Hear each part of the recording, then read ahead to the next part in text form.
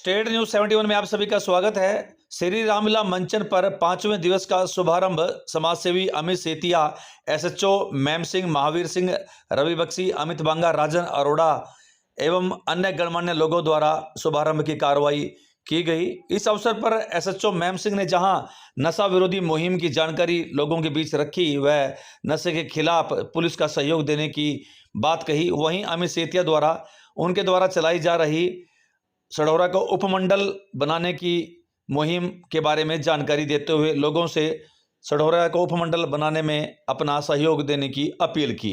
तो आइए देखते हैं 5वें दिवस का शुभारंभ एवं सुनते हैं एसएचओ मैम सिंह व रवि अमित सिंह का बहुत बहुत धन्यवाद जिन्होंने मेरे को भी एक मौका यहाँ आने का दिया और बुलाया, क्योंकि 40 साल पहले देखी होगी मैंने रामलीला, मैं गया हूँ। उसके बाद मैं कभी रामलीला के ग्राउंड में भी नहीं गया हूँ, क्योंकि 35 साल की तो मेरी नौकरी होगी और 5-10 साल पहले पढ़ा लिखा तो तब भी नहीं जा सके हैं। तो मैं और एक दूसरा जो सतपाल जी ने बताया नशे के बारे में, वैसे तो हरियाणा सरकार की ही है ये, परंतु ये पुलिस विभाग के द्वारा मैसेज है कि किसी का जो भी बच्चा नशा कर रहा है और नशा नहीं छोड़ना, परिवार नशा छुड़वाना चाहता है और वो छोड़ना चाहता है, कृपया मेरे को चुपचाप उसका नाम दे दें, उसका एड्रेस दे दें, ताकि मैं अपने ऑफिसरों के माध्यम से सरकार को पहुंचा दूं। और ये 1-2 दिन में ये कैंप लगने वाला 2-4 दिन, जब हम नाम भेजेंगे तभी आएंगे ये हॉस्पिटल में। जय श्री राम। सबसे पहले तो मैं रामलीला कमेटी क्लब का मैं बहुत बहुत धन्यवाद करता हूं, जिन्होंने हमें यहाँ पे आने का मौका दिया और हमें आज अपनी बात रखने का मौका दिया। साथियों, हमें सढौरा को मंडल बनाने की जरूरत क्यों पड़ी, क्यों इसके लिए लड़ना पड़ रहा है। हमारा शहर आज इस तरक्की के दौर में बहुत पिछड़ता जा रहा है। अब आप सबने देखा होगा, आपके आसपास हर गली कुचे में 2-2, 4-4 मकान खाली होते जा रहे हैं, लेकिन वो दोबारा फिर बस नहीं रहे हैं। आपके सामने ही है।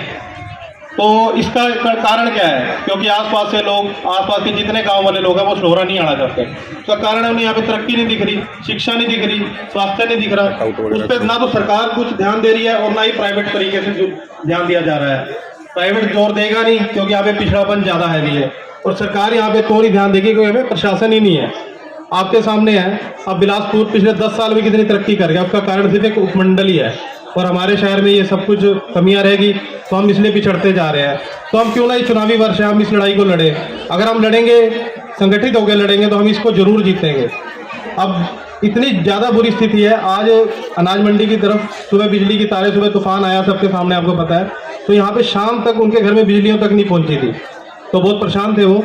तो उनकी मेरे से बात हुई, फिर मैंने एसडीओ साहब से कहा, तो उन्होंने चलो शाम को करवाया तो सही 8 बजे, लेकिन कारण एक ही है कि यहाँ पे कर्मी नहीं है, यहाँ पे काम करने वाले लोग ही नहीं है। उसका कारण है 33 लोग यहाँ पे बिजली विभाग से यहाँ से स्थानांतरण हो चुके हैं, या तो अपना तबादला करवा लिया उन्होंने या किसी कारणों से चले गए। अब बिलासपुर में एक भी बंदे की शॉर्टेज नहीं है, लेकिन सढौरे में हर चीज़ की समस्या है। यहाँ पे कुछ है ही नहीं। अब बिजली बोर्ड में ही एसडीओ साहब की भी है कि आप हमने तो लिख के दे दिया, आप हमारे 33 बंदों की लिस्ट आके दीजिए, ताकि हम तभी तो जनता का काम करेंगे। अभी ये तो बिलासपुर के काम है, जगाधरी के काम है। अब मुझे कल ही पता चला, ये जो एसटीपी बन रहा है यहाँ पे, उसका जो प्रोजेक्ट है वो नैनगढ़ है, एसडीओ के हाथ में, सढौरा एसडीओ के हाथ में है ही नहीं। अब इस काम के लिए हमें नैनगढ़ जाना पड़ेगा, कभी किसी काम के लिए नैनगढ़, कभी किसी काम के लिए बिलासपुर, कभी यमुनानगर। हम तो धक्के ही खाते रह जाएंगे। सढौरा की जनता सिर्फ वोट देने के लिए है, तो हमारे साथ इस लड़ाई में हमारा साथ दें।